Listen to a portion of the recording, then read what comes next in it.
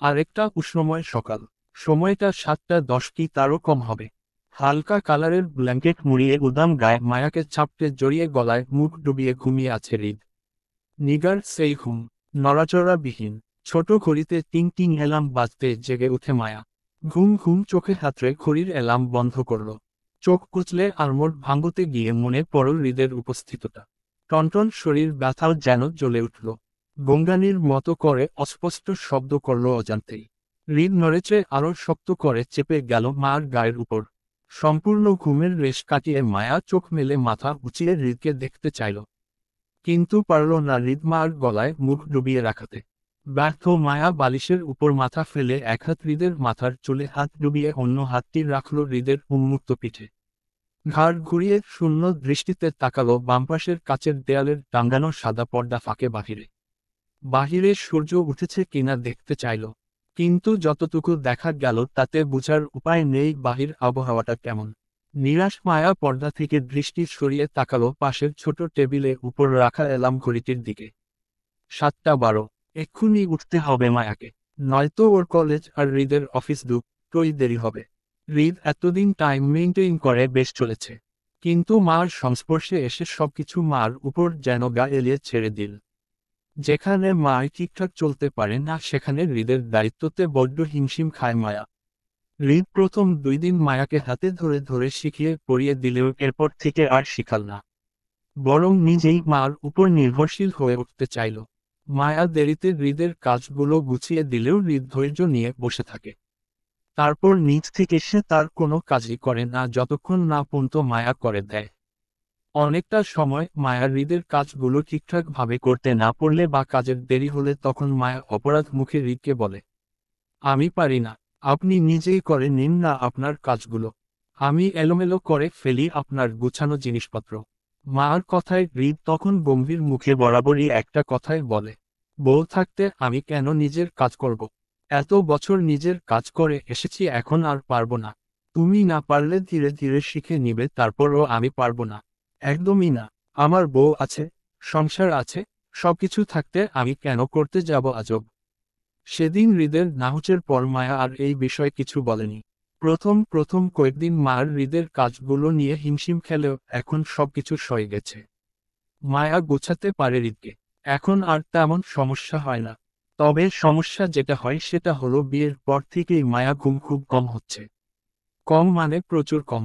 দিনে 3টা পর্যন্ত কলেজ করে বিকালের দিকে যাও একটু করে ঘুমের সুযোগ পায়। তাতে রাতে আবার জাগ্রত থাকতে হয় ওকে হৃদের জন্য। না হৃদ নিজে ঘুমায় আর না মায়াকে ঘুমাতে দেয়। সাংঘাতিক জ্বালায় মায়াকে তারপরও নিস্তার দেয় না। নিজের বুকে তো মার জায়গায় হয়েই না বরং মার বুকে নিজের জায়গায় খুঁজে। মার উপর লেপ্টে না ঘুমানো পর্যন্ত নিস্তার নেই মার। এমনকি মার বাধা দেওয়া পর্যন্ত নিষিদ্ধ। যদি বাধা দেয় তাহলে হৃদের কথা হয়, তুমি যে জীবনের 17টা বছর ঘুমিয়ে পার করেছ সেখানে আমি বাধা দিচ্ছি তেমায়।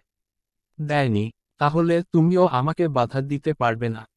মায়া কি জীবনের 17 বছর এত বড় ছিল? ছোট ছিল না। এখন হৃদের কথায় কি মায়া জন্মের পর থেকে হৃদের সাথে থাকা উচিত ছিল? কিন্তু মায়া থাকেনি বলে ঘোর অপরাধ করেছে হৃদের সাথে। আর এই ঘোর অপরাধটা হৃদ দয়ালু ব্যক্তি হিসাবে মাফ করেছে মায়াকে। তাই এখন হৃদকে তার মর্জি মতো ঘুমাতে দিবে হবে কোনো প্রকার বাধা ছাড়া। এমনটাই বুঝায় হৃদের কথায় মায়াকে। মায়া তখনও অসহায় থাকে হৃদের যুক্তিতে অতলে। কিছু বলতে গেলে আরও 4টা যুক্তি দুটো ধমক দেয় হৃদ ওকে। মোট কথা সবকিছু সে ভাগ হৃদের দখলে থাকতে হবে। নিজের মর্জি মতো যতক্ষণ না হচ্ছে ততক্ষণ প্যারা দিবে মায়াকে। তবুও ছাড় দিবে না। মায়া এখন ভাবে, ঈশ্বর বিয়েটা যদি এখন না করে আরও 2 বছর পরে করতো হৃদের কথা মতো তাহলে হয়তো ভালো হতো। অন্তত হৃদের এই অতিরিক্ত রোমান্টিক টর্চার থেকে সে বেঁচে যেত। কিন্তু আফসোস, এমনটা কিছু হলো না। আসলে মায়া তখন জানতো না হৃদ সংসার শুরু করলে এতটা ডেসপারেটলি হয়ে যাবে মায়াকে নিয়ে। যেখানে মায়া ঘুরঘুর করে হৃদের সাথে একটু কথা বলতে চাইতো, সেখানে হৃদ বাসায় আসলেই রেগে যায় মায়াকে চোখের সামনে না পেলে। এমনকি হৃদ বাসায় আসলে মায়াকে দরজা পর্যন্ত খুলে দিতে হবে নয়তো রেগেমেগে ফায়ার হয়ে যাবে। রাত জেগে মায়াকে হৃদের জন্য অপেক্ষাও করতে হবে নয়তো চলবে না। আজকাল মার হৃদের একটা কথা বড্ড মনে পড়ে, ওদের বিয়ের আগে রিক খুব করে মায়াকে সাবধান করে বলতো, দেখ ঋতো, আমি এখন সংসার শুরু করতে চাইছি না। অথবা পাগলি না করে পড়াটা শেষ করো। কারণ আমি একবার সংসার শুরু করলে তোমার জন্য বিপদ হবে। আমাকে সামলানো তোমার পক্ষে সম্ভব হবে না। কারণ আমি তোমাকে নিঃশ্বাস ফেলার সুযোগ দিব না। মায়া সেদিন হৃদের কথাগুলো না বুঝেই মুখ বাঁকিয়েছিল। এত বছর ছেলেকে সে কি সামলাবে বলে মনে মনে উপহাস করেছিল। কিন্তু আজ খুব করে বুঝতে পারছে হৃদের সেই কথার মর্মাত অর্থগুলো। এখন বড্ড আফসোস হয় কেন বুঝল না হৃদের সেদিনকার কথাগুলো। বুঝলেও কেন রিকে সহজভাবে নিল এই ভেবে হতাশ হয়। এমনটা না মায়ার হৃদের উপর বিরক্ত বা রাগ আছে, বরং নিজেকে প্রচণ্ড সুখী ও ভাগ্যবতী মনে হয় হৃদের সান্নিধ্য ও ভালোবাসা পেয়ে। আসল কথাটা হলো অন্যটা। মার এত এত হতাশ হওয়ার কারণ হলো দিন দিন বিব্রতকর পরিস্থিতিতে চাপে পড়ে। এই যেমন, হৃদ যখন তখন মায়াকে চেপে ধরে সময়ে অসময়ে। এতে করে এমনও হয় মায়াকে রোজ 3 বার করে গোসল করা লাগে। একে তো মার লম্বা চুল যা সপ্তাহে 3 ভেজাতে হয়, নয়তো অসুস্থ হওয়ার সম্ভাবনা থাকে। সেখানে মার আজকাল রোজ রোজ চুল ভেজাতে হচ্ছে। এতে মার লম্বা চুল নিয়েও ভীষণ দুঃখ হয়। সকালে গোসল করে রুম থেকে বের হতেও লজ্জা করে। হেনা খান কিছু না বললেও মালা ঠিকই মায়াকে রোজ রোজ গোসল করতে দেখে হাসে। গোপনে নয়, মার প্রকাশ্যেই হাসে। মজা করে এটা সেটা বলে মার শরীরে গোপন দাগ দেখে। অন্যান্য সার্ভেন্টরাও মায়াকে নিয়ে মুড়ে মুড়ে হাসে। এজন্য মায়া ভীষণ লজ্জা লাগে। এমনকি গোসল করে হৃদের সামনে যেতেও মার লজ্জা করে। মায়া যেতে চায় না, কিন্তু হৃদ চিল্লাচিল্লি ডাকে মায়া বাধ্য হয়ে যায়। তাতেও হৃদ মায়াকে ধমক লাগায়, এতক্ষণ কোথাও ছিল বলে। এতেও মার লজ্জা লাগে হৃদের বিব্রতকর প্রশ্নে। এই যে মার এত এত লজ্জা পায় রোজ রোজ, সেটা হৃদ ঘুণাক্ষরেও বুঝতে চায় না। বুঝলেও পাত্তা দেয় না। তার এক কথা, বউকে তার চাই মানে চাই। এবার কে কি ভাবলো নাকি মূল্য তাতে তার দেখার বিষয় না। তার শুধু বউটা আপন থাকলেই হলো। বাকি দুনিয়ায় চিন্তা করে কে? মায়া নিজের ভাবনা থেকে বের হয়ে হৃদের মাথায় মৃদু হাত চালায়। দেরি হচ্ছে ভেবে হৃদকে নিজের উপর থেকে সরাতে চাইলে হৃদ নড়েচে ওঠে। মায়া ধীরে হৃদকে ধাক্কা দিয়ে বের হতে চাইলে হৃদ জেগে ওঠে। মার মধ্যে নিবিড় ভাবে জড়িয়ে নাহুচ স্বরে বলে, উহুম, উঠুন না, সকাল হয়ে গেছে তো। উহুম, এখন না, আর একটু পর। তাহলে আমাকে ছাড়ুন, আমি উঠব পরে। হৃদের ঘুম জড়ানো বিরক্তিতে মিনমিন স্বরে আমতা আমতা করে মায়া ফের বলে, এই মানে, আমি ওয়াশরুম যাব। হৃদ হ্যাঁ বা না কিছু বলল না। শুধু মার গলা থেকে মুখ উঠিয়ে ঘুমন্ত চোখে তাকালো মার দিকে। মার জড়তার মুখটা এক পলক দেখে ঝুঁকে মার গালে শব্দ করে চুমু খেয়ে শুল বালিশের উপর উপর হয়ে। মায়া উঠে বসল। নিজেকে গুছিয়ে ওয়াশরুম গেল।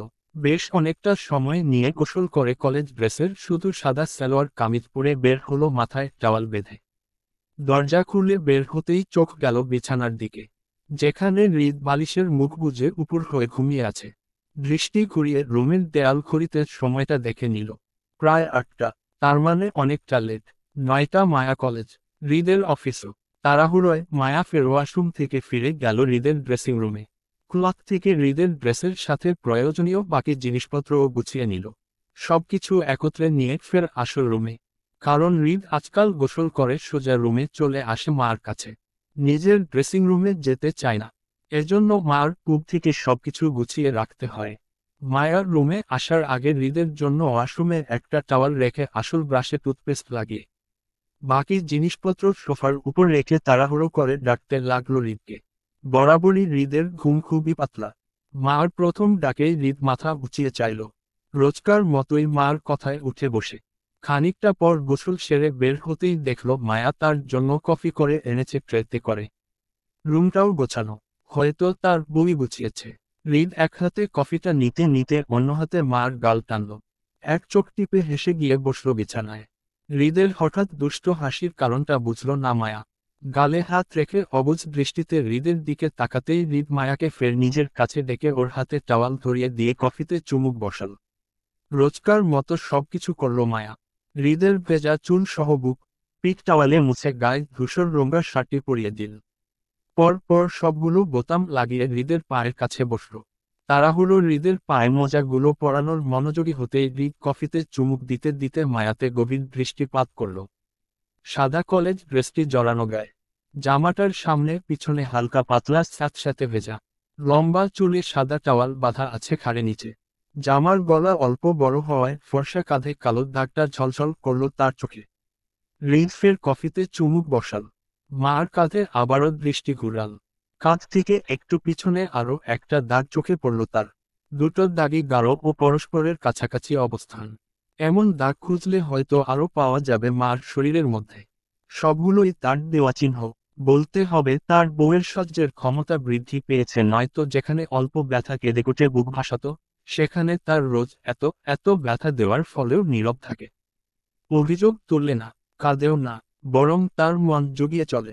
তাকে এত এত ভালোবাসে, এতে আর কি চাই তার? আর কি কিছু দরকার আছে কি? জীবনের ভালোবাসা নামক এত সুখ তার ভাগ্যে ছিল, সেটার বিন্দুমাত্র ধারণা ছিল না তার। সৃষ্টিকর্তা মনেহ তাকে একটু বেশিই ভালোবাসে, নয়তো এত কিছু তার ঝুলিতে কেন দিবে? অর্থ সম্পদ, পাওয়ার ক্ষমতা, এমনকি সঠিক ভালোবাসায় একটা মানুষ দিয়ে তাকে পরিপূর্ণ করে দিয়েছে জীবনটা। হৃদ সত্যি আজ সৃষ্টিকর্তার কাছে অসীম কৃতজ্ঞ। পদে পদে শুকরিয়া আদায় করে তার জীবনের ভালোবাসায় পরিপূর্ণ করার জন্য। মায়া হৃদের এক পায়ে মজার সুদ পরিয়ে অন্য পায়ে হাত দিল। হৃদের দৃষ্টিপাত তখনও মার উপরই ছিল। বেখে আলী হৃদ আবারও কফিতে চুমুক বসাতে বসাতে চোখ ঘুরাল মার সর্বাঙ্গে। মার গলা থেকে মুখে, মুখ থেকে হাত দুটোতে সবকিছুতে যেন হৃদের দেওয়া বিবাহিত চিহ্ন ঝলমল করছে মার শরীরে। হৃদের নামের নাকফুল, এমনকি মার ফেরত দেওয়া সেই গলায় রকেট, ডায়মন্ডের চুড়ি দুটো প্রকাশ করছে মায়া বিবাহিত নারীর সেটা। চকচকে হলুদ ফর্সা হাতে ডায়মন্ডের চুড়ি দুটো যেন লোভনীয় মনে হলো হৃদের। হৃদ কফিতে গলা ভেজাল। বউটার তারই, ছোঁয়ার অধিকারও তার, কিন্তু এমনভাবে গিলে খাচ্ছে যেন একটু পরই শেষ হয়ে যাবে। তাছাড়া তার বেহা মন এখন আবার বউকে ছুঁয়ে দিতে চাচ্ছে। তার এই বেগতিক মনটা বড্ড জ্বালাতন করছে। আজকাল বউটা ছাড়া চলতে চাই না তার বেহা মনটা। সারাক্ষণ বউ বউ বলে জ্বালাতন করে বেড়ায়। হৃদ ভেজা গলায় এক পলক চোখ আউড়িয়ে সময়টা দেখে নিল। 8:22। তেমন বেশি একটা দেরি হয়নি। নিজের অফিস, তাই দেরি হলেও সমস্যা নেই। কাউকে জবাবদিহিতা করতে হবে না।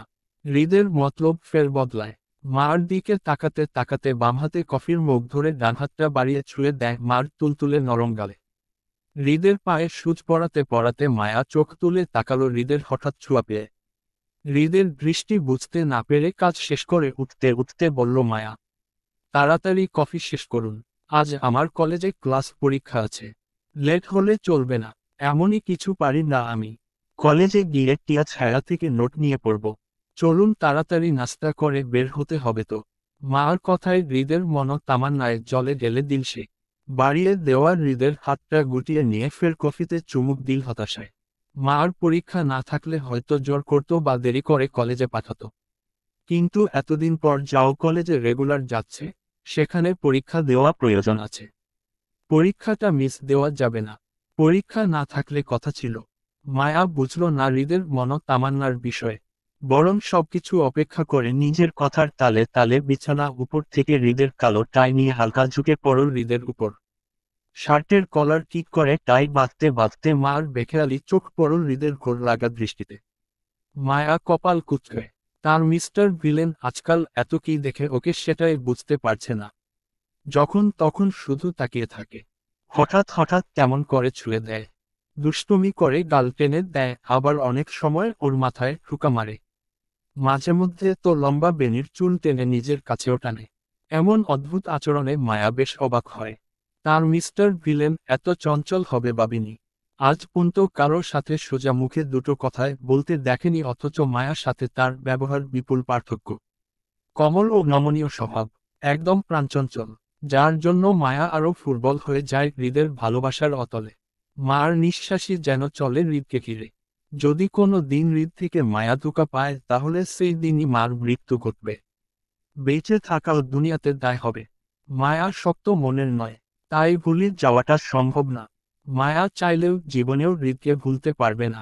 অজানা বিরহে কষ্টে বুক ভারী হয় মায়া। মুহূর্তে চোখে কার্নিশ লাল হয়ে উঠে টলটল জলে।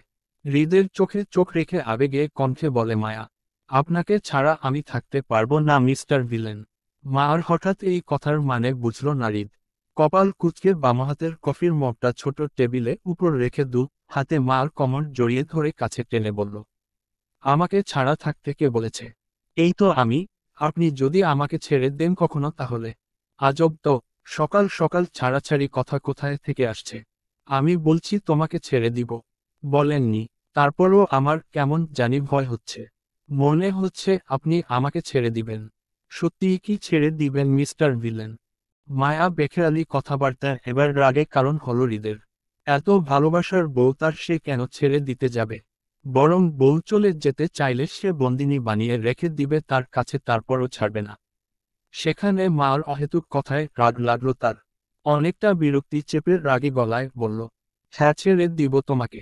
কেন, কোনো সমস্যা? মনে ক্ষুব্ধ ভয় আর হৃদের সহজ সরল স্বীকারোক্তিতে কেঁদে উঠে মায়া।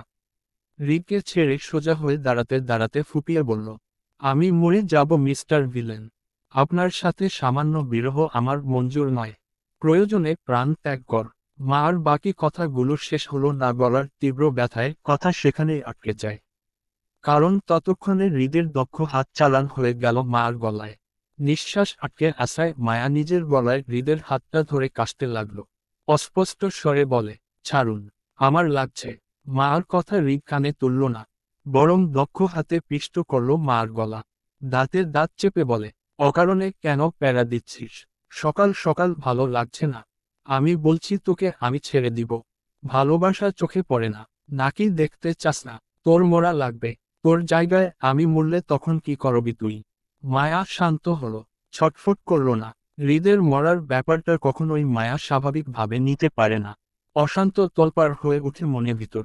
হৃদ মায়াকে শান্ত ভঙ্গিতে দাঁড়িয়ে থাকতে দেখে গলা ছেড়ে দিতেই তৎক্ষণাৎ মায়া লুটিয়ে পড়ল হৃদের গলা জড়িয়ে ধরে তার উপর।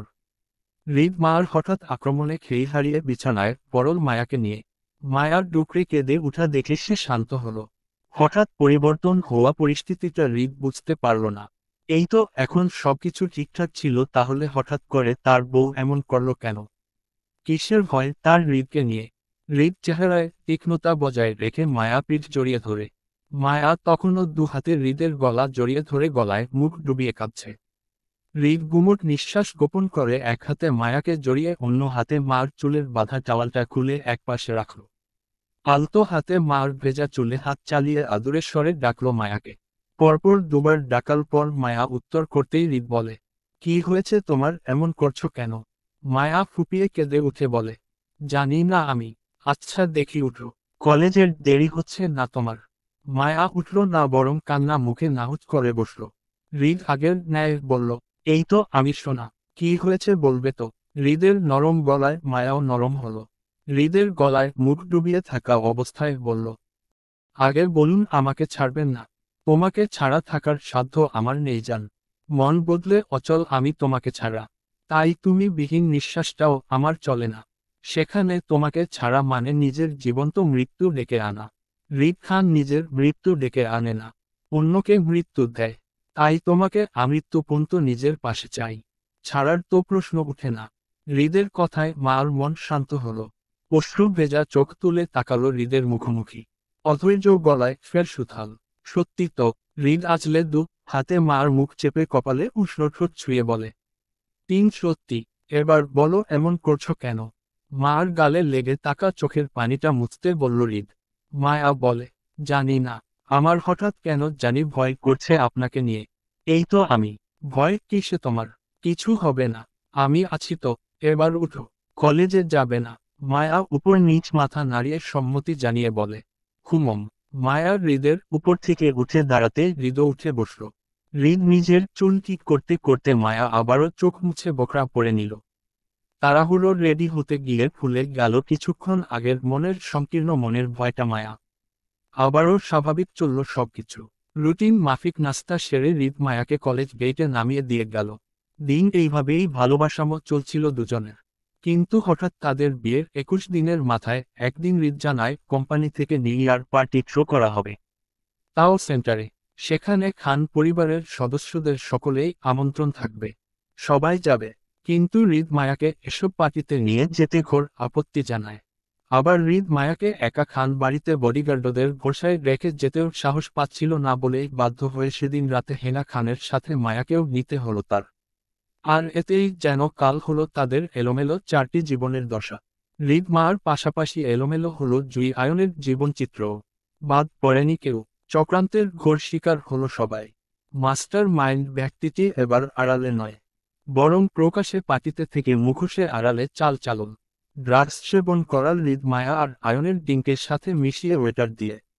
পার্টিতে সবকিছু ঠিকঠাকই চলছিল, কিন্তু হঠাৎ করেই আয়ন আর মায়াকে পার্টির মধ্যে কোথাও পাওয়া গেল না। হৃদ তখনও ড্রাগসের ড্রিঙ্ক সেবন করেনি, বরং ওয়াইনের গ্লাসটা হাতেই ছিল। মায়াকে হেনা খানের পাশে না দেখে কপাল কুঁচকায় হৃদ। তীক্ষ্ণ দৃষ্টিতে আশেপাশে মায়াকে খুঁজল, কিন্তু কোথাও না পেয়ে টেনশনে হৃদ সম্পূর্ণ গ্লাসটি এক চুমুক শেষ করে খুঁজতে গেল মায়াকে। আশেপাশে কোথাও মায়াকে দেখতে না পেয়ে এবার উত্তেজনায় ঢুলতে লাগল সে। হাত পা অকেজো দুর্বল হয়ে আছে ক্রমাগত, চোখ দুটো ভার আর ঝাপসা লাগছে। তারপরও ফুটবল শরীরে মায়াকে খুঁজতে লাগল। মার পরিবারও সেই পার্টিতে উপস্থিত ছিল, এমনকি জুইও। জুই মায়াকে আশেপাশে খুঁজে না পেয়ে হৃদের পিছন পিছন ছুটল জিজ্ঞাসা করতে মায়া কোথায় আছে। হৃদ তখনও মার চিন্তায় বিভোর, মেয়েটা হঠাৎ কোথাও যাবে ভেবে। হৃদের ভারী মাথা চেপে ধরে ছাকাল। হঠাৎ শরীর এমন হওয়ার কারণটা বুঝল না। হৃদ করিডোর দেয়াল ধরে সামনে আগায়, যেতে যেতে মাথা আরো ভারী হয়। হৃদ দাঁড়ায়, আবারও মাথা ঝাঁকিয়ে সবগুলো রুম একে একে চেক করে, কারণ মায়াকে ওয়াশরুমে খুঁজে কোথাও পায়নি সে। হৃদ রুম চেক করে সামনে এগোয়। হঠাৎ একটা রুম থেকে তীব্র গঙ্গানির শব্দ কানে ভারী খেল হৃদের।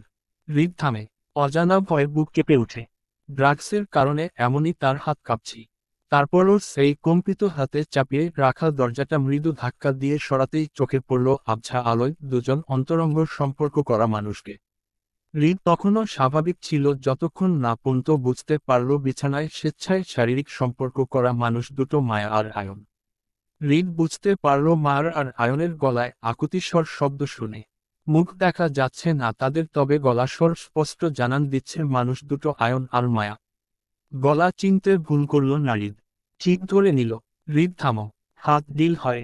দুনিয়া যেন হৃদের এখানে শেষ হলো। হৃদ কাউকে বাধা দেওয়ার পরিস্থিতিতে নেই, কারণ মানুষ দুজনই অলরেডি অনেকটা জড়িয়ে পড়েছে দুজনের মধ্যে। তাই বাধা দিলেও হৃদের হাতে কিছু করার নেই। হৃদ মুহূর্তে ঢলে পড়ে দরজার পাশে দেয়ালে কপাল ঠেকিয়ে দাঁড়ায়। তার নিঃশ্বাস চলছে না, বরং আটকে আছে গলায়। যে কোনো সময় নিঃশ্বাস অভাবে ঢলে পড়বে হয়তো। আর্ধখোলা দরজা ফাঁক থেকে এখনো হৃদের কানে স্পষ্ট বাজছে দুজনের উত্তেজিত স্বর। হৃদ চিল্লাচিল্লি, রাগ কিছুই দেখালো না, বরং শান্ত প্রতীকের ন্যায় দেয়াল ঘেঁষে ধূপ করে ফ্লোরে বসে পড়ল। জুই হৃদকে ঢলে পড়তে দেখে দৌড়ে যায় সেদিকে। হৃদের সামনে হাঁটু মুড়ে বসে উত্তেজিত ভঙ্গিতে বলে, ভাইয়া কি হয়েছে আপনার, এমন করছেন কেন? আপনি কি অসুস্থ? কাউকে ডাকবো? জুইয়ের পরপর প্রশ্নের একটা উত্তর করল না হৃদ, বরং শান্ত ন্যায় এক দৃষ্টিতে ফ্লোরের দিকে তাকিয়ে বসে রইল। হৃদের হঠাৎ শান্ত চুপ থাকার কারণ না বুঝল না জুই, তাই আবারও পরপর প্রশ্ন করল হৃদকে, কি হয়েছে জানতে। হৃদের উত্তর না পেয়ে উদ্বিগ্ন জুই আশেপাশে তাকালো অধৈর্যের চোখে কাউকে ডাকতে। কিন্তু তখনই ওর কানে গেল অদ্ভুত কিছু শব্দ। প্রথমে বুঝতে না পারলেও আর্ধখোলা দরজা ধরে অন্ধকার রুমের ভিতর তাকালো। কণ্ঠ দুটো বেশ পরিচিত মনে হলো জুইয়ের। অজানা ভয়ে দরজা ধরে উকি দিতে চাইলে হৃদ মুহূর্তেই জুইয়ের বাহু টেনে ধরে থামায় এবং শান্তির দৃষ্টিতে তাকায় জুইয়ের দিকে। জুইয়ের অভিচঞ্চল মনটা যেন মুহূর্তে অজানা ভয় কেঁদে উঠল তীব্রভাবে। চোখের পানিও দেখা গেল তৎক্ষণাৎ। হৃদ এক দৃষ্টিতে তাকালো জুইয়ের টলমল চোখের পানিতে। ব্যাকুল জুই হৃদের বাধা বুঝে ও যেন বিশ্বাস হচ্ছে না। বিশ্বাস করবেও বা কিভাবে? এমন সত্য কি কেউ সহজে বিশ্বাস করতে চায় না। ভালোবাসা মানুষ থেকে ধোঁকা কারো সহ্য না। অধৈর্যের জুইয়ের বুক কেঁপে ওঠে। দুনিয়ায় থেমে যাওয়ার উপক্রম হলো। হৃদের সামনে গা ছেড়ে ফ্লোরে ধূপ করে বসে কাতর গলায় বলল, রক্তাক্ত অবস্থায় মাথা চেপে ধরে মায়া দৌড়াল সেন্টারের গেটের দিকে। নির্জন রাস্তা, দুর্বলতায় শরীরের হাড়গুলো যেন ভেঙে আসছে ক্রমশই। তীব্র ভয়ে বুক ধড়ফড় করছে। তরতর করে শরীরের কম্পন জানান দিচ্ছে অল্প কিছুক্ষণের মধ্যে মায়া জ্ঞান হারাতে পারে। তাই মায়া নিজের জ্ঞান হারানো আগে আপনজনদের কাছে যেতে চাইছে। নিজের জন্য না হয় অন্তত আয়নের জন্য হলেও মার সজ্ঞানে থাকা জরুরি। নয়তো ঘোর বিপদের সম্মুখীন হতে হবে ওদের। অতিরিক্ত রক্তক্ষরণে মারা যাবে আয়ন। মায়া প্রাণপূর্ণ দৌড়ায়, নিশ্চল পা দুটো আছড়ে আসে দুর্বলতায়। হাঁপাতে হাঁপাতে মায়া সেন্টারের গেটের ধরে দাঁড়ায়। এখনো ভিতরে প্রবেশ করেনি। আশেপাশে কোথাও মানুষজন দেখছেন না, তার মানে সবাই পার্টির ভিতরে আছে। মায়া গেটের দারোয়ানকে আশেপাশে তাকিয়ে খুঁজল, কিন্তু কোথাও নেই। মায়া বড় বড় শ্বাস টেনে নিজের মধ্যে শক্তি জোগাতে চাইল। ফুটবল গলা টেনে আশেপাশে সাহায্যের জন্য মৃদু চিৎকারে ডাকল, শুনছেন? কেউ আছেন আশেপাশে? থাকলে আমাদের সাহায্য করুন প্লিজ। কেউ আছেন? শুনছেন আমার কথা? থাকলে সাহায্য করুন প্লিজ। কেউ আছেন? মায়া ফুটবল গলায় পরপর করে ডেকেও কারো সাহায্য পেল না। মায়া মনস্থির করে সামনে দৌড়াতে চাইলে একজন বয়স্ক দারোয়ান টাইপের লোক এগিয়ে আসল দ্রুত মার দিকে। সেন্টারে মরিচ বাতিতে মার রক্তাক্ত মুখটা দেখে তাড়াহুড়ো করে দৌড়ে গেল সেদিকে তিনি।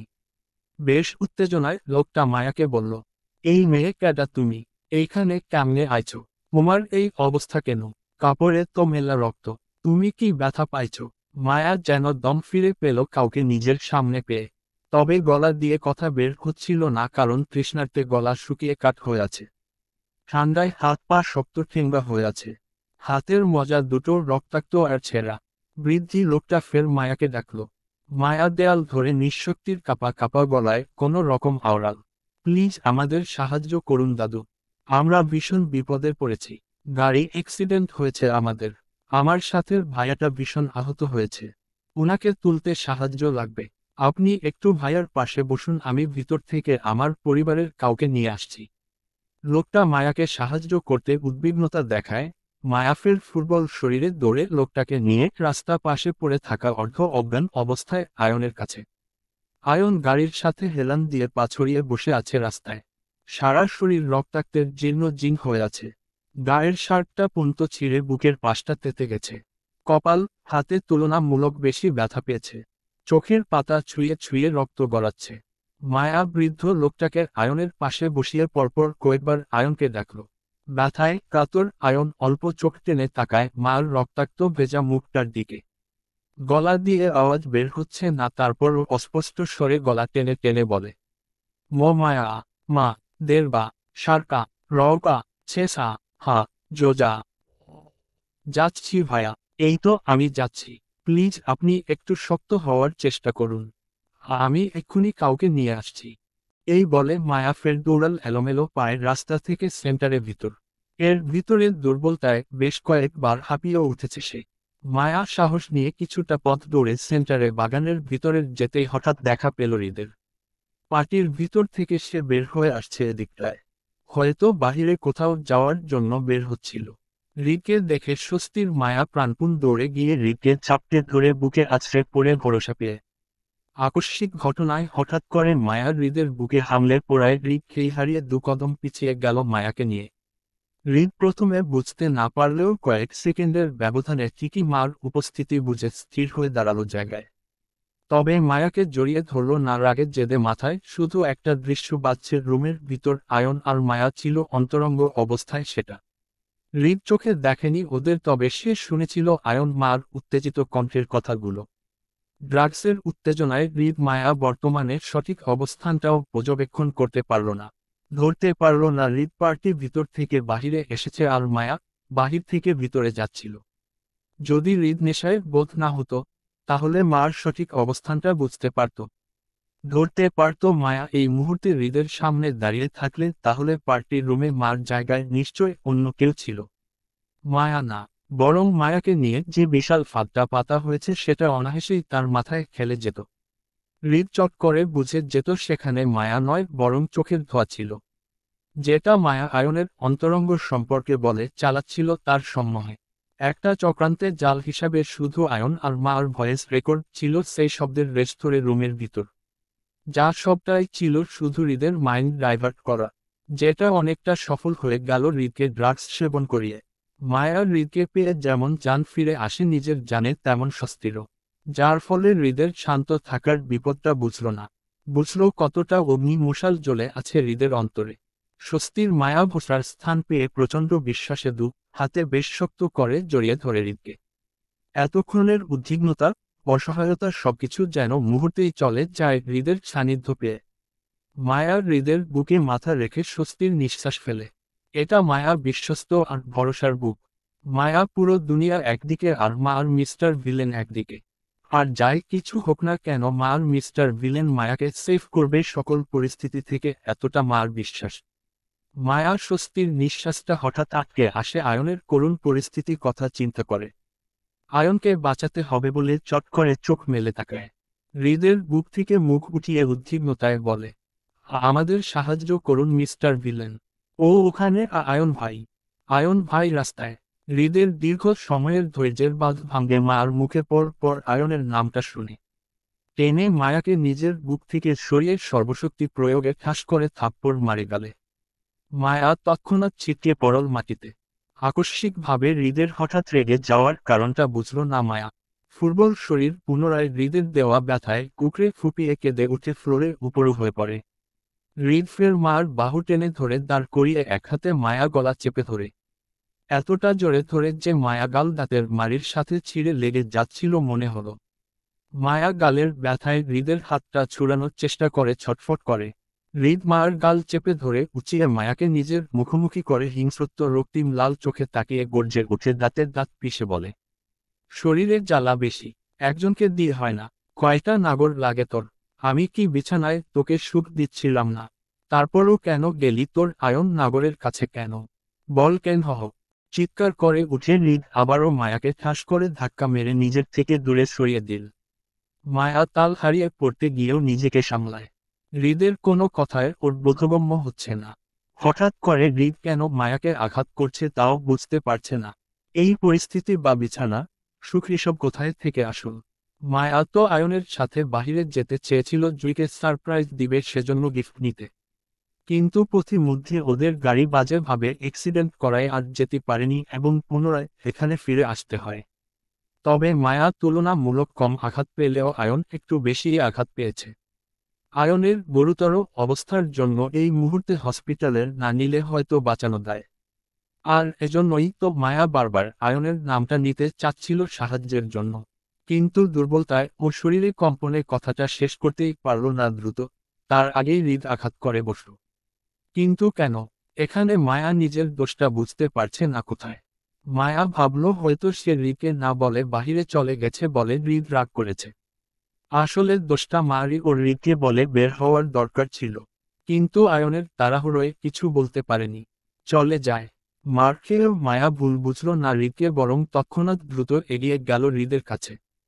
আজলে হৃদের একটা হাত ওর হাতে মাঝে নিয়ে কিছু বলতে যাবে তার আগেই বুঝতে হৃদ ঠিক নেই। হৃদের বেগতিক কম্পিত হাত দুটো বেশ উত্তেজিত করল মায়াকে। আতঙ্কিত চোখে মায়া সাথে সাথে হৃদের বুকে গালে হাত রেখে চেক করতে করতে বলল, কি হয়েছে আপনার? এত কাঁপছেন কেন? শরীর শীতল হয়ে যাচ্ছে কেন? আপনি ঠিক আছেন তো? আমি। হৃদ মায়াকে ধাক্কা দিয়ে মায়াকে নিজের থেকে সরিয়ে তেতে উঠে বলে, তোর নষ্ট শরীরে আমাকে ছুবি না। তুই নষ্ট হয়ে গেছিস। তোর ছোঁয়াও অপবিত্র হয়ে গেছে। আমার জন্য তুই নোংরা হয়ে গেছিস। দূরে থাক আমার থেকে তুই। কথাগুলো বলতে বলতে হৃদ লাথি মেরে পাশের ফুলের বেটা ভেঙে টেনে নিচে ফেলে দিতে লাগলো হিংস্রত্ব ভঙ্গিতে। কি নিদারুণ নিষ্ঠুর সেই হিংস্রতা! মায়ার হৃদের রাগে হিংস্রতা দেখে মুহূর্তে ভয়ে সেটিয়ে গেল একপাশে। এমনই শরীর থেকে এখনো রক্ত ঝরছে ওর, তারপর আবার এখন হৃদের অতিরিক্ত আঘাত যেন মার শরীরে সহ্য হচ্ছে না। হৃদ বেদিশা হয়ে চিৎকার করে হিংস্রত্ব প্রকাশে টেনে ছিঁড়ে ফেলতে লাগলো, সবকিছু এলোমেলো করে। হৃদের সেই চিৎকারে আত্মা কেঁপে ওঠে। মায়া কি বলবে, কি করা উচিত বুঝতে পারছে না। শুধু ভয়ে আশ্বাস হয়ে দাঁড়িয়ে আছে।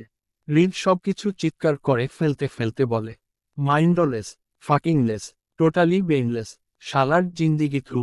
সামান্য একটা মায়া মানুষকে নিজের কন্ট্রোলে রাখতে পারলাম না। ধিক্কার জানায় তোর এই জিন্দিগিরে। ছে হোক। হৃদের কোনো কথার মর্ম বুঝতে সক্ষম হলো না মায়া। শুধু অসহায় চোখ তাকিয়ে থাকলো হৃদের দিকে। রাত প্রায় 12টার ঊর্ধ্বে। গায়ের ক্রিম কালারের বোখরায় চিটা চিটা রক্তে রক্তাক্ত সর্বাঙ্গে। মাথার হিজাবটাও এলোমেলো হয়ে গেছে রক্তে ভিজে। অশ্রু ভেজা চোখ দুটোতে অনর্গল জল গড়াল। ফুটবল শরীর এখনো রক্ত ঝরছে। সেখানে আবার নতুন করে হৃদের আঘাতগুলো যেন মার সহ্যের বাহিরে। মায়া অসহায়ত্ব প্রকাশ পেল ওর মুখের সর্বত্রে। ঠোঁট ভেঙে ডুকরে কেঁদে অসহায় মুখ করে করুণ চোখে তাকালো হৃদের দিকে। নেশায় বোধ হৃদ মার অসহায়ত্বটা দেখেও যেন বুঝল না।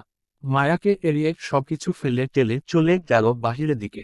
হৃদের ক্রমাগত শরীর কাঁপছে, ফুটবল হয়ে উঠছে, যেকোনো সময় অজ্ঞান হয়ে পড়বে। সবকিছু হাতের বাহিরে যাওয়ার আগে হৃদ এখান থেকে সরে গেল। এমনকি হৃদ গেট অবধি যেতে বেশ কয়েকবার খেই হারিয়ে পড়তে নিয়েছিল, কিন্তু নিজের তাল ধরে টলমল পায়ে এগিয়ে গেল গাড়ির দিকে। ড্রাইভিং করা অবস্থাতে নেই সে। তারপরও নিজের গাড়িটি নিয়ে বের হতে চাইলে হৃদের পিছন পিছন দৌড়ে যায় হৃদের ড্রাইভার। সে দ্রুততার সঙ্গে হৃদকে গাড়িতে উঠিয়ে গাড়িটি টানল অন্যদিকে। রাস্তার যে মাথায় আয়ন পড়ে আছে সেদিকে নয়, বরং উল্টো দিকে গাড়ি টানল। মায়া জানে না হৃদ কোথায় গেল, আর না জানার অবস্থাতে আছে সে। তবে মায়া বেশ কিছুক্ষণ অসহায় মুখ করে তাকিয়েছিল হৃদের গাড়িটি অদৃশ্য হওয়া পর্যন্ত। কিন্তু আয়নের প্রাণের তাগিদে মায়া হৃদকে ভুলে ফের পার্টির ভিতরের দিকে দৌড়াতে চাইল সাহায্যের জন্য। কিন্তু পথিমধ্যে ভাগ্য করে জুইয়ের দেখা পেয়ে যায়। মূলত জুইও হৃদের পিছন পিছন বের হচ্ছিল জিজ্ঞাসা করতে রুমের বিষয়টি সত্যি কিনা।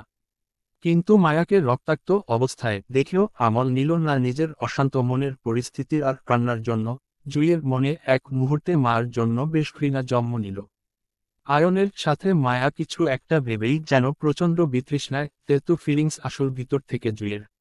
যার জন্য হৃদের মতো করে জুইও মার রক্তাক্ত চেহারাটা ইগনোর করলো, এই ভেবে যে মায়া জুইয়ের কাছ থেকে আয়নকে কেড়ে নিয়েছে সারা জীবনের জন্য। কিভাবে বোন হয়ে বোনের সংসার ভাঙল। জুই মার নিজের বোন না বলে আজ মার জুইয়ের স্বামীকে নিজের রূপে বশ করে নিল। ভেঙ্গে দিল জুইয়ের না হওয়া সংসারটা। আয়ন তো পূর্ব থেকেই মার জন্য পাগল ছিল। আজ হয়তো মার ইশারা পেরে আয়নও বিলীন হয়ে গেছে সৌন্দর্যে অতলে। জুইয়ের মনে মার জন্য জন্ম নেওয়া শব্দঘৃণা যেন ওকে অন্ধকার করে দেয়। যার জন্য দেখতে চাইল না মায়া বোকরা পড়া অবস্থায় দাঁড়িয়ে আছে ওর সামনে। মাথায় একবারও প্রশ্ন আসল না মায়া তো বাহিরে, তাহলে পার্টির ভিতরে রুমে কে ছিল? নিশ্চয়ই মায়া ছিল না। সবটাই ফাঁদ ছিল মায়াকে শেষ করার। জুই নিজের মনের ক্ষোভে এড়িয়ে গেল মায়ার রক্তাক্ত চেহারাটা। মায়া জুইকে দেখে দৌড়ে আসে এবং সাহায্য চায় আয়নের জন্য। কিন্তু এতেও জুই ভুল বুঝল মায়াকে। মায়া যখন জুইকে বলল, জুই, জুই আমার সাথে আয়, দ্রুত আয়, আয়ন, আয়ন ভাই। মার মুখে আয়নের নাম শুনে প্রচণ্ড ঘৃণায় হাত সরিয়ে নেয় জুই মার থেকে। অসহায় মায়া কি করবে বুঝতে না পেরে উত্তেজিত ভঙ্গিতে ফের জুইয়ের হাত দুটো আঁকড়ে ধরতে চাইল সাহায্যের জন্য। জুই মায়াকে কিছু বলতে না দিয়ে হঠাৎ করে হিংস্রতার প্রকাশে প্রাণপূর্ণ শক্তিতে মায়াকে ধাক্কা মেরে ফেলে দেয় ফ্লোরে। আকস্মিক ঘটনায় আবারও মায়া মুখ থুবড়ে পড়ল ফ্লোরের উপর। আবারও ব্যথা পেল পুবের ব্যর্থিত জায়গাতে। বারবার ব্যথায় মায়া এবার হু হু করে কেঁদে উঠে মাটিতে আছড়ে পড়ে।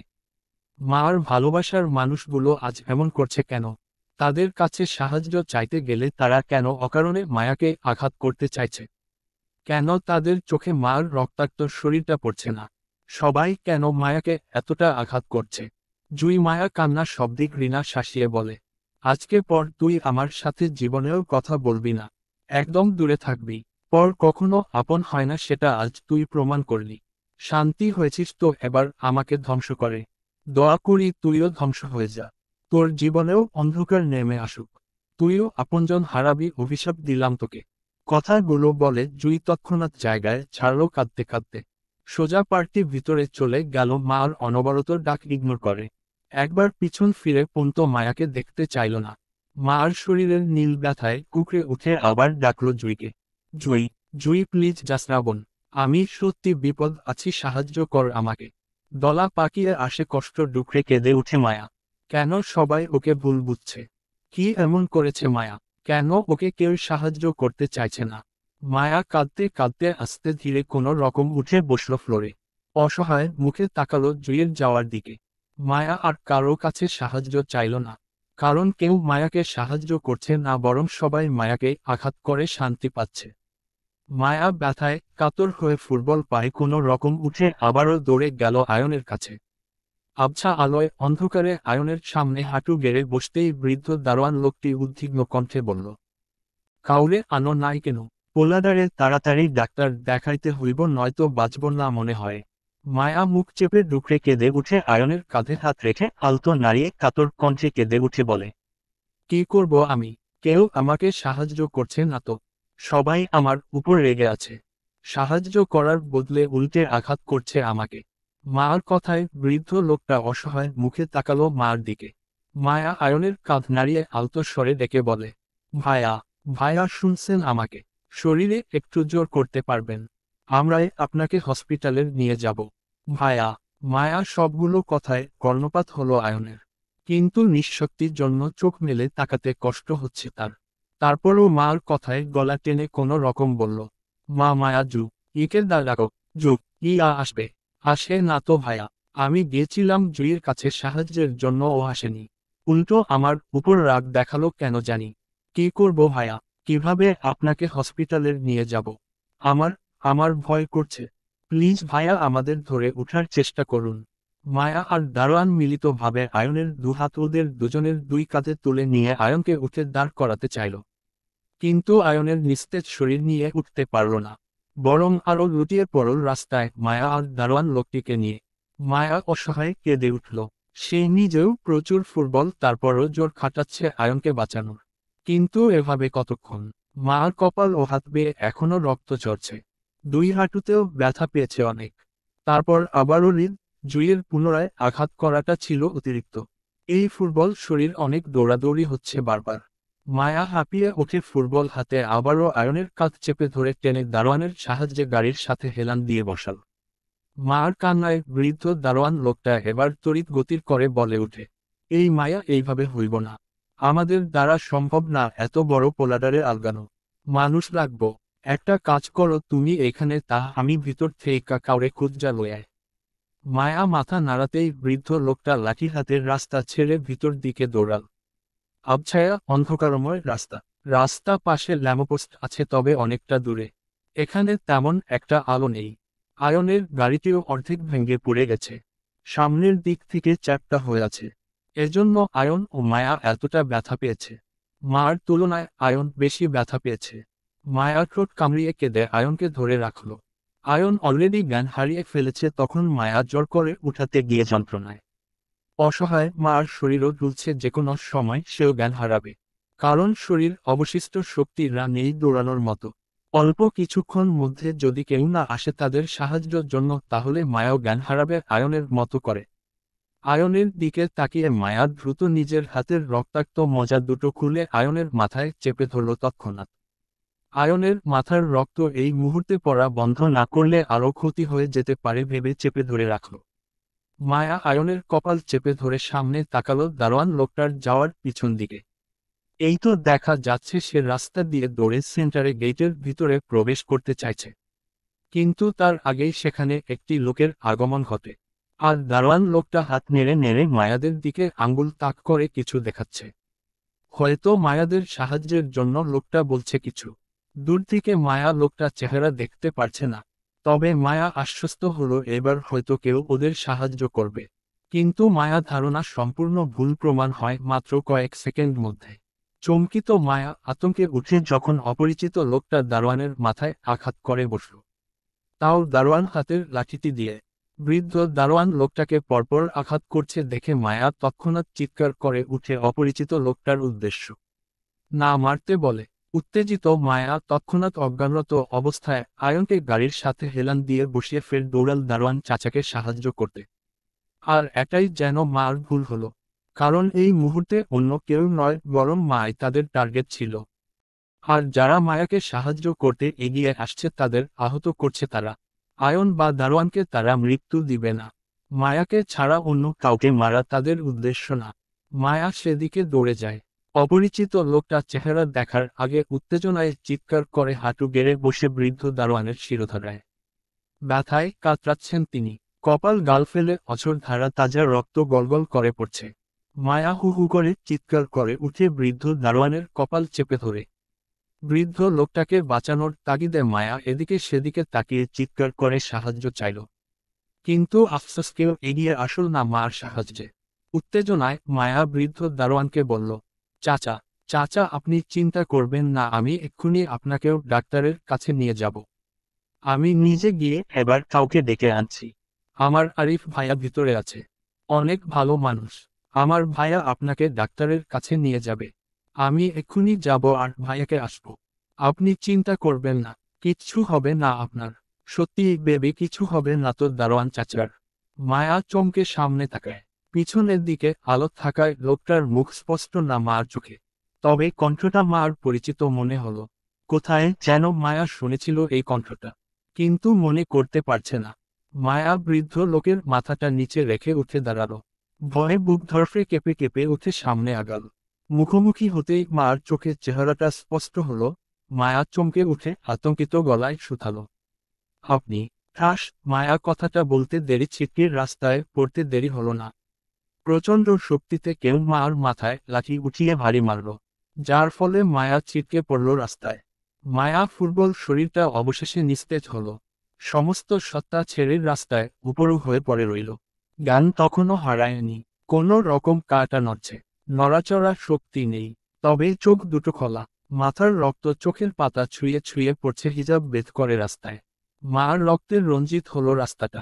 মার বড় বড় নিঃশ্বাসের ফলে ভেসে যাওয়া রক্তের স্রোতে মৃদু ঢেউ খাচ্ছে থেমে থেমে। তারপরও মায়া নিস্তেজ চোখে তাকালো আঘাতকারী হিংস্র চোখ দুটোর দিকে। কি নিদারুণ নিষ্ঠুর সেই পরিচিত চোখ জোড়া! মায়াকে মেরেও যেন আশু মিটছে না তার, বরং পুনরায় আঘাত করার তীব্র ক্ষুব্ধ চোখে মুখে প্রকাশ পাচ্ছে যেন। মায়া দুটো মানুষকেই চিনে। একজন মার বেশ পরিচিত, অন্যজন সাময়িক দেখার পরিচিত মানুষ। কিন্তু তারা জন মায়াকে মারতে চায় কেন তা জানে না মায়া। কারোর সাথেই মার শত্রুতা নেই। দুজন মানুষের মধ্যে কথা চলল। তখনই মার কানে আসল পুরুষালী কণ্ঠে কথাগুলো। মরে ধরে যায়নি তো? ঈশস খুব ইচ্ছা ছিল রিক খানের নায়িকাকে ছুঁয়ে দেখার, আর সেটা ভিডিও করে রিককে দেখানোর। উফফ দিলেন তো মেরে! মায়াকে আঘাত করা মেয়েটি তৎক্ষণাৎ তেতে উঠে বলে, বেশ করেছি। হারামজাদি বেঁচে থেকে আমার সংসারটা ধ্বংস করে দিল।